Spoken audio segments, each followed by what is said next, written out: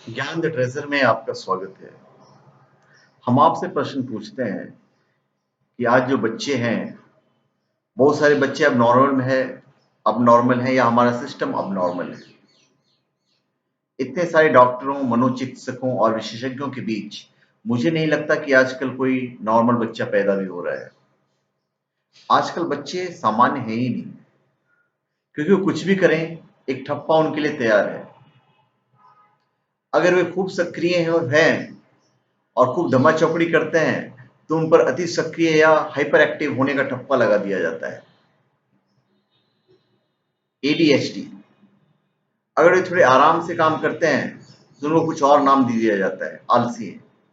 वे चाहे जैसे हो, एक ठप्पा उन पर लगा ही दिया जाता है, बल्कि जोर से ठुक दिया जाता है, जिसे वो पूरी जिंदगी छुड़ा नहीं पाते हैं। कोई तेज दौड़ सकता है, कोई लंगड़ाता है, कोई कुछ और करता है। यह सब सामान्य है। इंसान ऐसे ही तो होते हैं। वे असामान्य से इसलिए लगते हैं क्योंकि हम उन सभी को एक ही ढांचे में फिट करने की कोशिश कर रहे हैं। यह तो आपके सफर के बैग जैसी बात हो गई।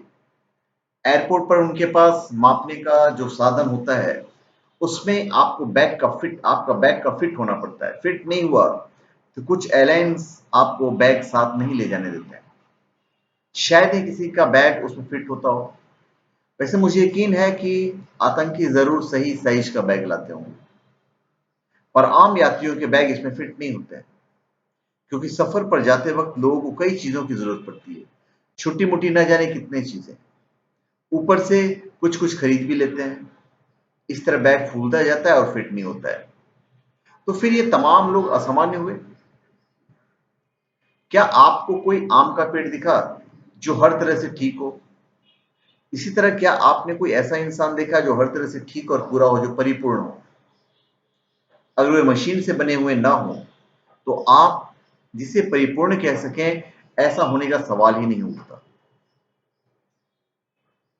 हमारी सोच ये हो गई है कि अगर हम हर किसी को एक ही खांचे में फिट कर सकें, तो वे हर तरह से ठीक और पूरे हैं। चूंकि हम किसी को एक जैसी स्कूली पढ़ाई दे रहे हैं, इसलिए हम सोचते हैं कि हर किसी को डॉक्टर, इंजीनियर या ऐसा ही कुछ बनना होगा। बेचारे बच्चे कैसी यातना भुगत रहे हैं। इसी वजह से लगता है कि मानो किसी को एडीडी और किसी को एडीएचडी हो गया हो। वरना इनमें से हर बच्चा कुछ ना कुछ करने के काबिल है।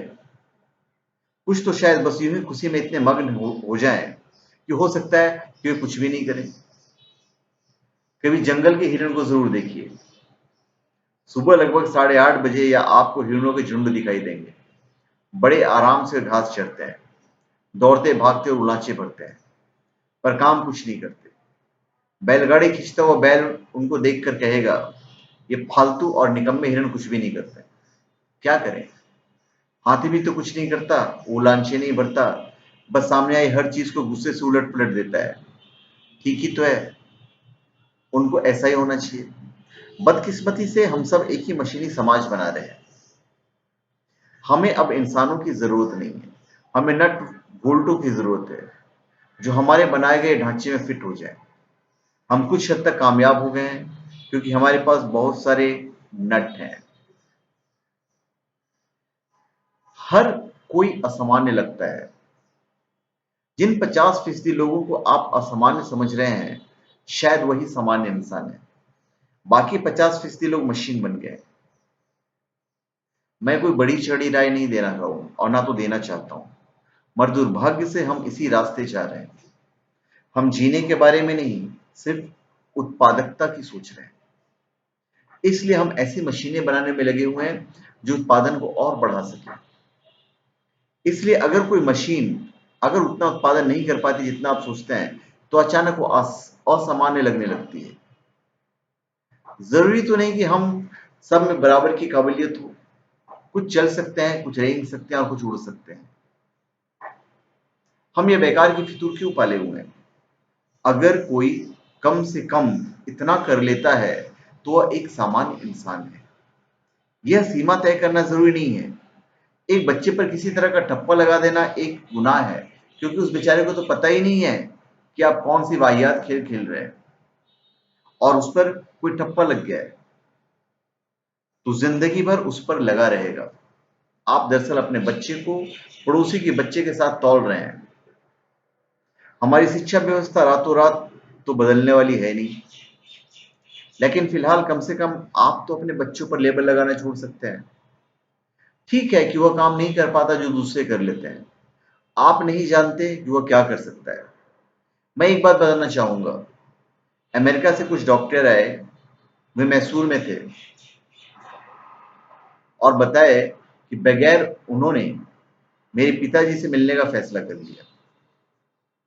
ये डॉक्टर अपने गुरु के उन दिनों के बारे में जानने के उत्सुक थे जब वे गुरु नहीं थे। अभी किसी बुजुर्ग आदमी की नजरों में कामयाबी का मतलब था डॉक्टर बनना। पूरी जिंदगी उनका बस एक ही सपना था कि डॉक्टर बनना है, और डॉक्टर बन गए। उनका सपना था कि उनके चारों बच्चे डॉक्टर बन जाएं, पर एक एक करके सबने उनका सपना चूर कर दिया।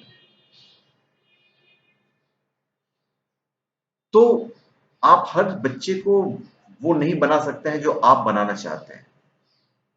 हो सकता है कि आपकी क्लास में 50% बच्चे जीनियस हों और आप इस सच को नहीं देख पा रहे हो। वे ए और बी के जोड़ से सी बनाने के आपके तरीके को समझ नहीं सकते हैं। वे उनकी समझ के बाहर है। उनके लिए इसका कोई मतलब भी नहीं है। भला ए और बी और सी के जोर के बराबर क्या है? सिर्फ इसलिए कि कोई ऐसा कह रहा है। संभव है कि वो इस बात में अपना दिमाग न लगा पाए। लेकिन क्या आप जानते हैं कि उसके दिमाग के भीतर क्या हो रहा है? आप नहीं जानते कि वो क्या देख रहा है। अगर आप उसे उन चीजों के लिए लताड़ कर शर्मिंदा कर देते हैं जो वह नहीं देख पाता है, तो उन चीजों के बारे में कभी आपसे कुछ नहीं कहेगा जो वो देख पा रहा है। आप नहीं जानते कि ऐसा करके आप क्या खो रहे हैं। हो सकता है कि वह ऐसी चीज देख रहा हो जो आज तक किसी ने नहीं देखी हो। इंसान का विकसित दिमाग इतना कुछ कर सकता है जो शायद शिक्षा भी नहीं कर पाए। पर इसका यह मतलब निकाला जाए कि हमें शिक्षा की जरूरत ही नहीं है, ऐसा नहीं है। दरअसल हमें इंसानी शरीर और इंसानी दिमाग का उसकी पूरी काबिलियत तक विकास करना होगा, और साथ ही उसके सही इस्तेमाल के लिए जरूरी संतुलन भी बनाना होगा। प्रश्न उठ सकता है कि किस काम में इस्तेमाल के लिए। जरूरी नहीं कि किसी काम के लिए ही हो। अगर इंसान ठीक ठाक होशो-हवास में चले, सचेत होकर जिंदगी में जिए, वही काफी है। जिंदगी का मकसद महज जिंदगी है।